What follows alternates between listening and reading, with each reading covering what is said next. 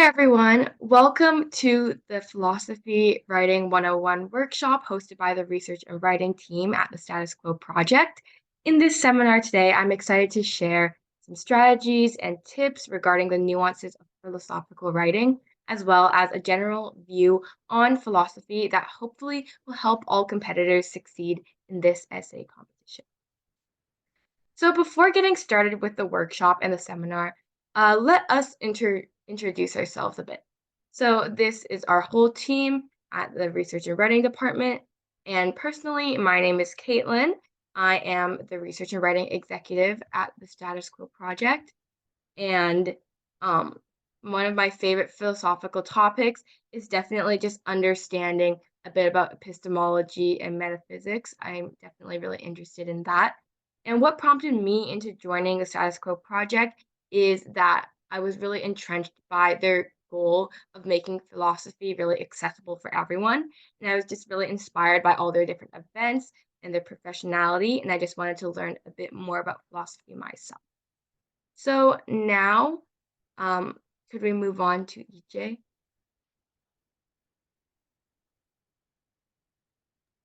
All right, hi everyone. My name is EJ, and yep, I'm also a research and writing coordinator at the Status Quo project.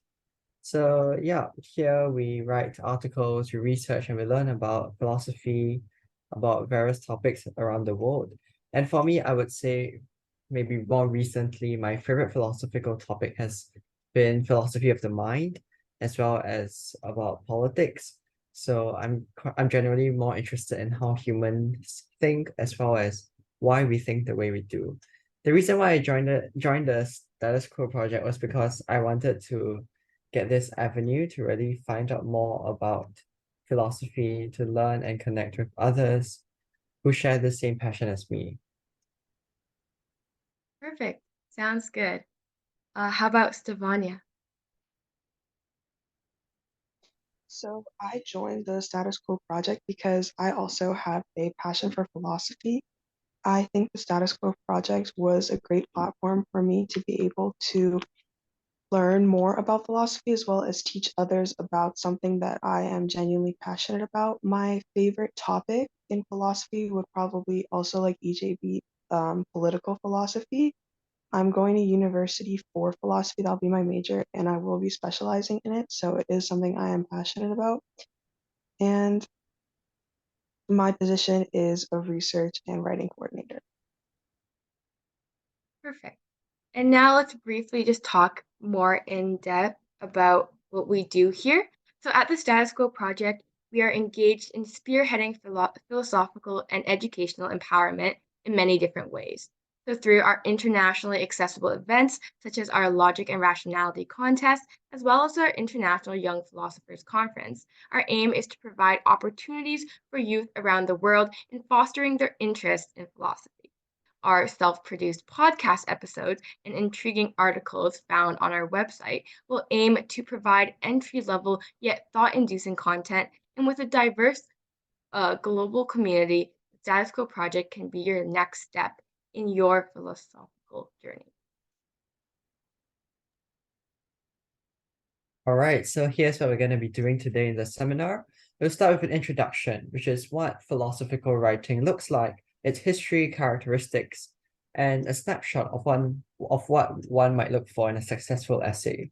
Then we'll discuss how to approach research in philosophy, how to draft an article, and crucially, how to generate compelling, thoroughly analyzed arguments. Last but not least, we will touch on editing as well as some final remarks. Let's start off with a brief introduction to philosophical writing.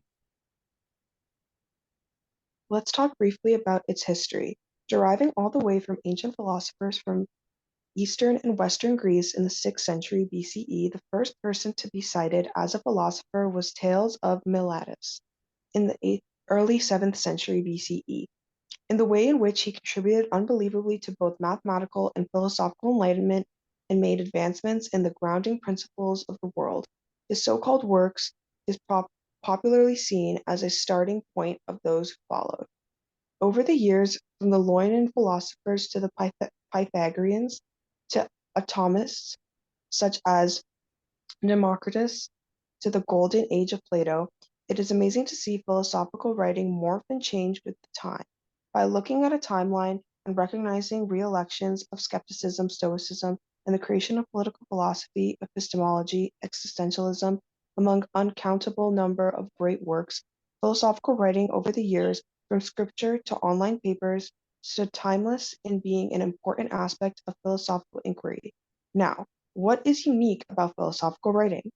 Philosophical essays and writing differentiate themselves from other subjects in many different ways.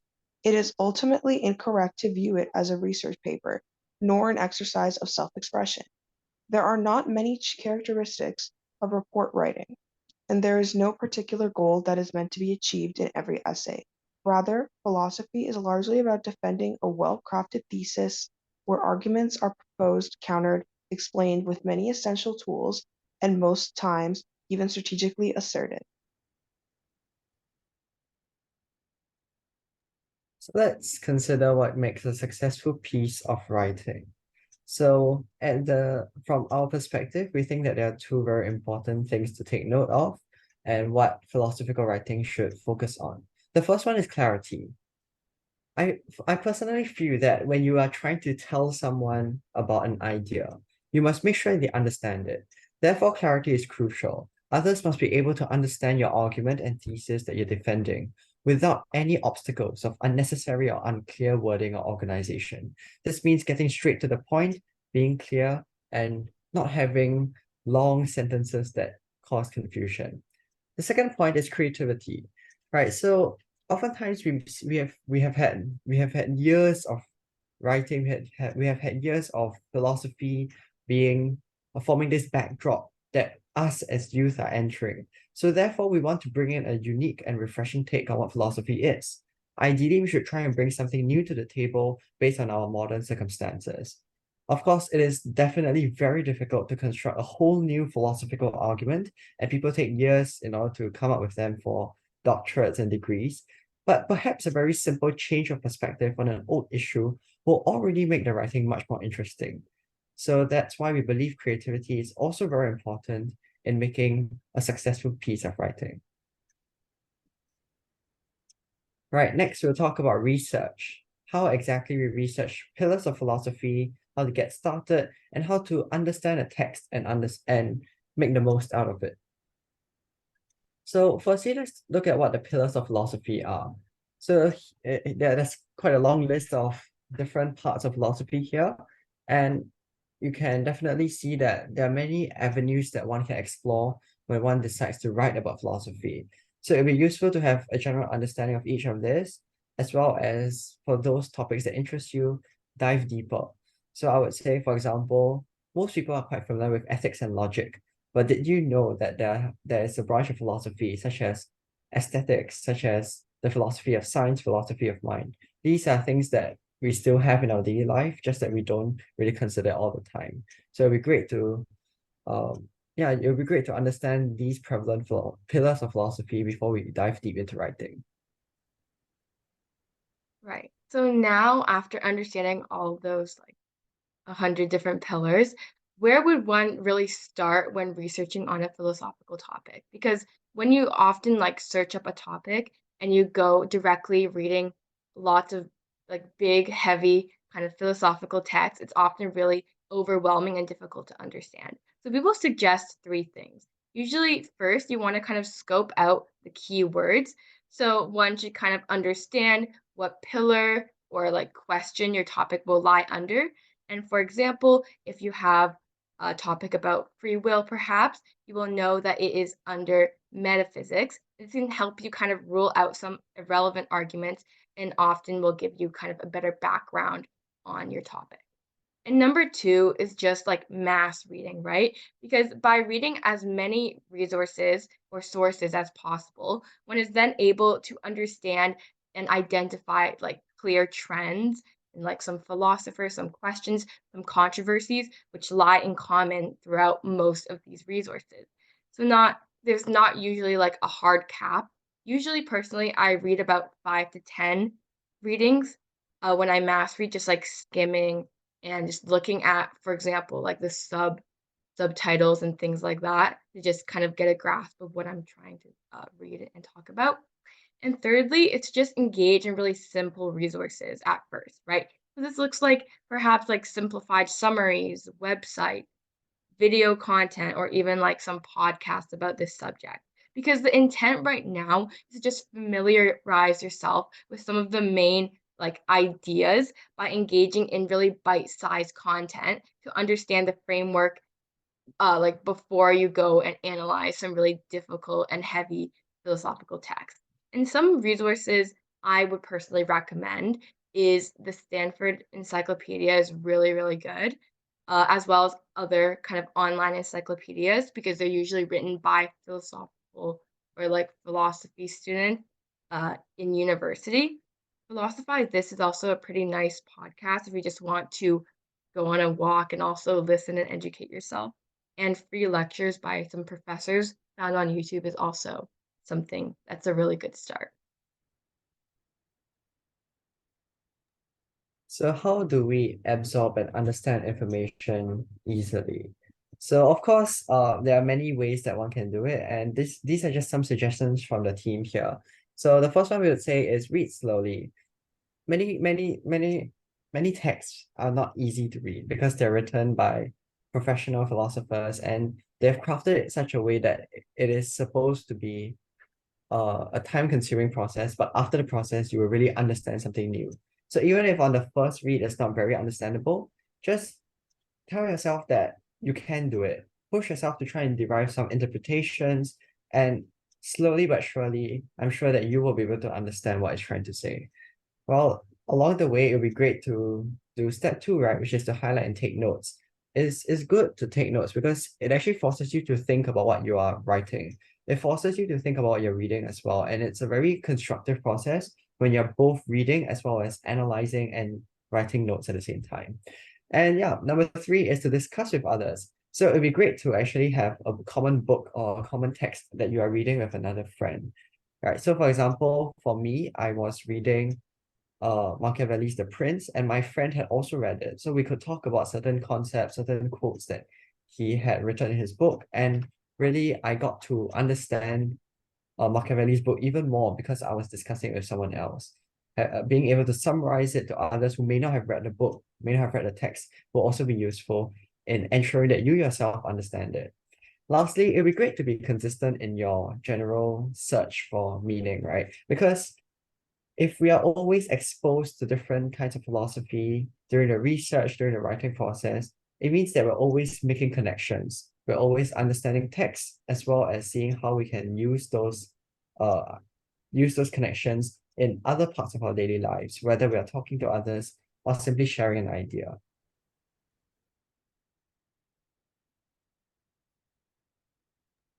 Moving on to draft generation.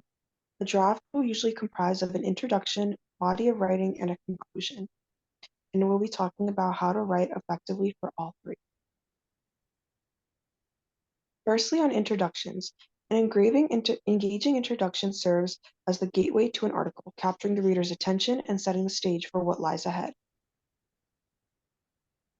A successful introduction to philosophical writing satisfies some components: compelling hook, clear statement of relevance to explain why a topic matters, concise thesis statements, previewing main arguments, and a roadmap outlining logical progression.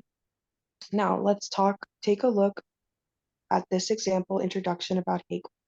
Imagine a world where history is not a mere sequence of random events, but a grand narrative unfolding through the clash of ideas and the evolution of human consciousness. In the realm of philosophy, one name stands tall as the architect of this captivating perspective: George Wilhelm Friedrich Hegel. From his revolutionary concept of dialectics to his profound exploration of the human spirit, Hegel's philosophical legacy continues to shape our understanding of society, politics, and the very nature of reality. Join us on a thought-provoking journey as we unravel the enigmatic mind of Hegel and delve into the timeless relevance of his ideas. Hook, catchy, and lures reader in. Roadmap is also introduced, going through identifying who Hegel is, and an introduction to one of Hegel's most influential ideas, the theory of dialectics, and emphasizing the ongoing influence of Hegel's philosophical legacy on our understanding of society, politics, and the nature of reality. And lastly, there is an invitation for readers to join in on a thought-provoking journey to unravel the enigmatic mind of Hegel and explore the timeless relevance of his ideas, encouraging one to keep reading and making your article entertaining. Now let's just move on to the body, which is one of the most important parts of a philosophical writing, right? So, in order to present information in a really concise, understandable way that is pretty convincing to others, one might want to do a couple of things, right? Firstly, you want to just define all ambiguous terms, right? And this just really helps clarify the prompt in a way that outlines the thesis. And oftentimes, you can kind of go about skewing the definitions a bit to make your burden in the writing easier. So, example, in a topic about, again, free will, you might want to show or explain like what free will entails, what it looks like, and also outline what you will prove, right? Like, is it that like determinism is like metaphysically flawed, why free will persists, like even without determinism or something. And you would also just need to define what free will means and all of these things, right? And number two, just going on to content, um, and this probably just looks like certain case studies or thought experiments, objections, and counter arguments. And I will be talking more about how to create these arguments later. But I think both of these are pretty on par with like things that are really, really important when we talk about the body. Lastly, let's touch on conclusions. An effective conclusion should be concise and coherent and emphasize the significance of the article's content. No new content should be introduced, and it should be able to underline the subject matter. Some components of a successful conclusion include being able to recap the main ideas without introducing new information, concise overview of the key points, being able to restate the thesis and to reinforce it using the arguments you proposed inside of the article, offering a final impression, a memorable closing statement, and a thought-provoking question, a call to action, or a powerful quote encapsulating the main message.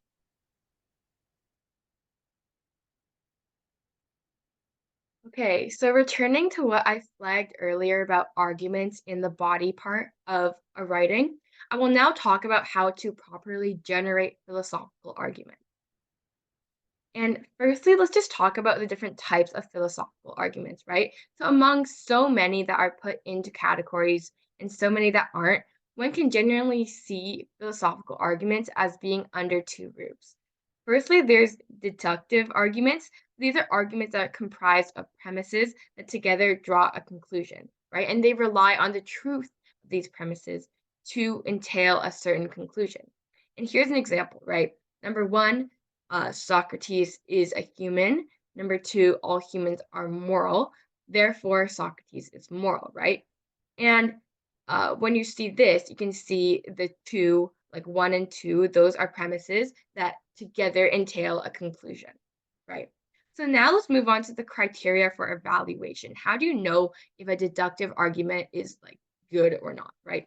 Firstly, let's talk about it being valid or invalid. So when the logical structure of an argument is true, then the conclusion is true. That is a valid argument. And you can also consider if it's sound or unsound, right? So when an argument or when a valid argument has true premises, then the conclusion is true. That would be a sound argument, right? And you kind of want to aim to have both of these in order to have a good, convincing argument.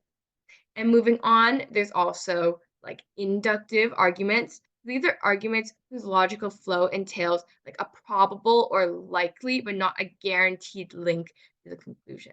So here, another example, most Greeks eat olives, number one. Number two, Socrates is Greek, therefore Socrates eats olives, right? Honestly, not quite sure how we got that conclusion or the links, but that's kind of what an inductive argument is all about. Now let's talk about the criteria for evaluation for this, right? First, we want to see if it's a strong or weak argument. So it is strong if the premises render the conclusion likely. In this case, like pretty likely, right?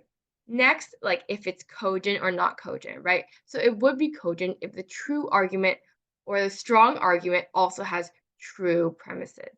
And again, we want to fulfill both of these criteria. So why does it matter to understand the criteria to understand like these types of arguments, right? So by understanding what criteria one should uphold, then they can better like be able to access their premises and argumentation, and it's easier to have them like come and have a logical flow that like actually makes sense. And I know this part's really difficult, but it's kind of just a little overview. Okay, now let's discuss the structure of philosophical argument, right? And actually, in philosophy, there are not that many like strict argument structures, and instead, one like the author should strategically make like subjective decisions on each case.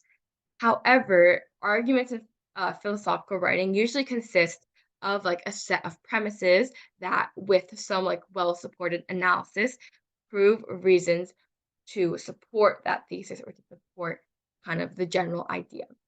And right now, we're just going to offer like the most basic structure. Of course, you don't need to use it, but it's just good to kind of understand. And it is just like the premise, conclusion argument. And usually in these arguments may be kind of tricky to understand and fact check. So to logically clarify arguments, many philosophers use something called schematization. So this is just like using variables, right? So here's an example down here, right? If Socrates is human, then Socrates is mortal. So Socrates is human and therefore Socrates is mortal, right? And now to just verify and clarify, we can substitute some of these premises or variables. So in saying that Socrates is human, we can use it as A, and Socrates is mortal, that would be B, right? So then now it simplifies down to if A, then B, and A is true, therefore B is true, right? And this is just a really like easy and nice way to check if your like logic kind of makes sense. And there are a few other forms of argumentation that we will talk about. Firstly, there's disjunctive syllogism. So that would be like either A or B and not A, therefore B. It's kind of like the opposite of the first one. And also hypothetical syllogism. So if A, then B, and like if B, then C, therefore A, then C. And I think one can find like a lot of different examples that can fall under these other types of argumentation.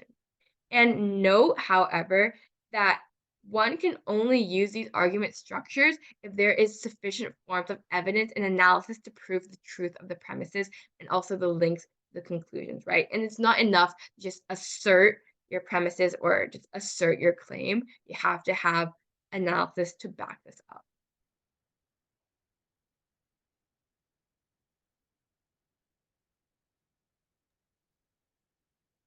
Before moving on to our workshop, we want to touch on the Tullium argument structure invented by philosopher Stephen E. Tolman. This structure helps one evaluate how well each component of an argument works, both in isolation and in conjunction to other tasks. The composition is as follows. Claim is the assertion that wants to be proved in writing, the conclusion. Grounds is the evidence to support the claim, also known as the trigger. Warrant is the assumptions linked ground to claim, the premises. And backing, additional support of warrant, the qualifier shown to claim might not always be true. Words like presumptively, some, many, and the rebuttal, which is an acknowledgement of other valid viewpoints, counterarguments, etc.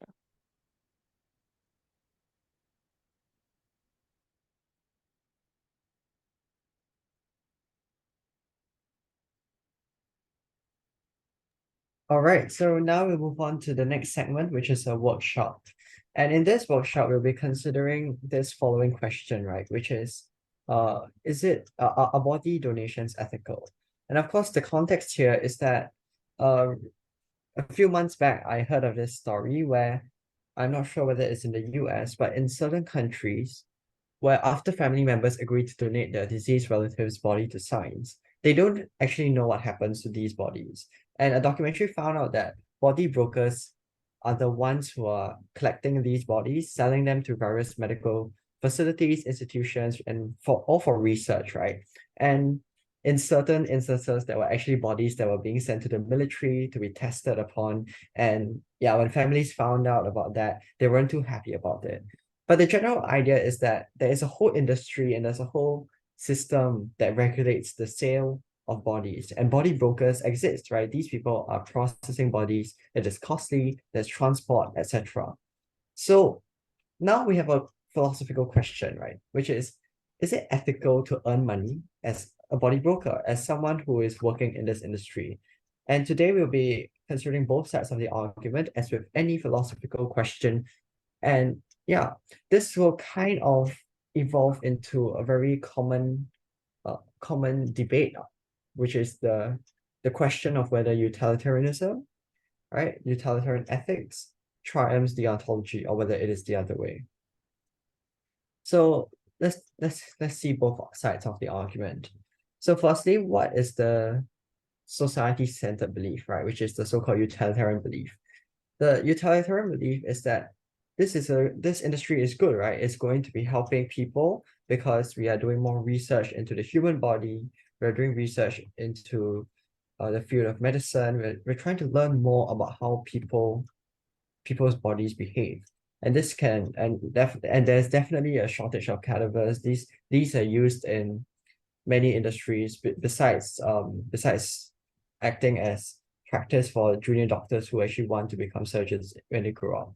So that is the utilitarian point of view, where they're evaluating benefit. It is usually very mathematical, where it kind of assumes that there's utility and utility can be quantified, whereas the deontology debate usually looks at uh, basic rights and principles.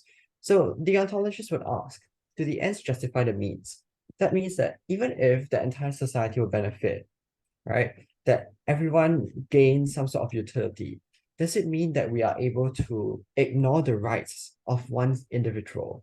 So that kind of guides the thinking for both arguments, for as well as against. So let's look at for. For the for argument, it's very simple. Body brokers ought to exist. They ought to be remunerated because they put in effort and they put in time. At the same time, there are benefits. Donated bodies are used for research. How about against? For those people who are against, usually they think that body donations, as if they are monetized, it becomes trafficking, and family members don't know what happens. So this could also cause a lack of consent as well as trauma and betrayal. I think ultimately, when we have such an exercise, it is really to help us understand that for any debate, any argument, there is both a for and an against. And it's very useful for us to consider both sides of the coin before making our argument. Very, very true. Hope everyone took something away from that brilliant workshop. And just lastly, let's briefly discuss the last part of philosophical writing, or just any form of writing, which is definitely editing. And I'll just be talking about the criteria of scrutiny and what you want to focus on. This criteria is very important in having a successful understanding and effective piece of writing, and it is mostly threefold. Firstly, on fluency, right? You want your writing to have kind of a linear flow where each logical link and everything else previously stated in like other sections produces a thought or a product that is the next, right? These arguments should probably flow well in accordance with your thesis and also have really proved premises. And you have to like prove these premises before explaining conclusions or other counter. Nextly, let's talk about conciseness, right? Because especially with like the word limit on this essay competition, there's really no room to elaborate without end, right? And in that, like kind of rewording sentences and ideas in a shorter fashion might make it a lot more effective. So a good way to check conciseness is just reading sentences out loud. Like, is it too wordy? Is it difficult to point out the main message? Is strictly employed for like rhetorical values that doesn't tremendously help prove the thesis. If the answer is yes to at least like one or two of these, perhaps try kind of rewording or maybe deleting it altogether. And number three, we want to make sure all your argumentation is credible, right? And we want to stay logically sound and well supported by reasoning. And here we want to really be critical, right? Try filling in these gaps in the most fluent, concise manners and make sure to hold yourself accountable if like it doesn't make sense to you, even upon like third read. And just like writing the first draft can be difficult, but editing is probably a lot more tedious in my opinion. But don't forget to fact check your work. Don't be afraid to kind of reword these sentences and thoroughly read through your essay in order to achieve the best result. And with that concludes the content of our seminar. As for some closing remarks, here are some last words of advice from our research and writing team. So my advice would be when writing your essay, do not only focus on the quality or quantity of your information displayed and the reader's interpretation, rather on identifying your own personal style of writing and your own voice when sharing your topics. Express yourself and your creativity when drawing analysis through your writing and add your own personal flair to it. If we receive two essays that are virtually identical, but one's voice is stronger than the other, I personally would prefer the essay with the stronger voice that is more appealing. And personally, my tip for all of you is just to read a lot of previously written philosophical essays or papers or articles, even if it's just briefly skimming, and just like reading these for pleasure, right? Because it's like a really great way to improve your philosophical understanding and writing abilities, but also it's just really enlightening and like pretty fun, right? And also it's quite fulfilling. Like for example, recently I like sat down and read this like 30-page paper on like personal identity and things, and I found it really, really intriguing and interesting, right?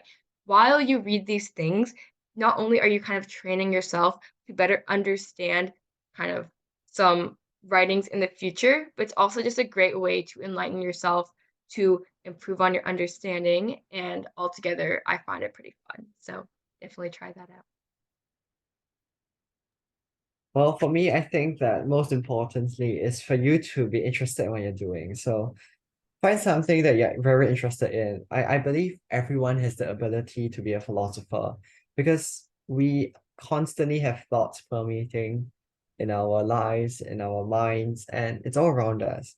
So if you find something that you're interested in, some questions you just have unresolved in yourself, that is how it will sustain the process. So once you are interested in something, you're gonna go down a rabbit hole and learn so much about it via the internet. And yeah, I hope you enjoy your process of writing. Perfect. So with this, we'd like to conclude our seminar, and we thank you so much for attending.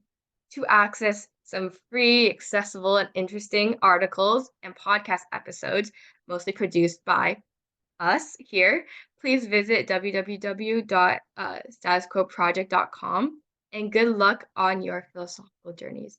Thank you for attending.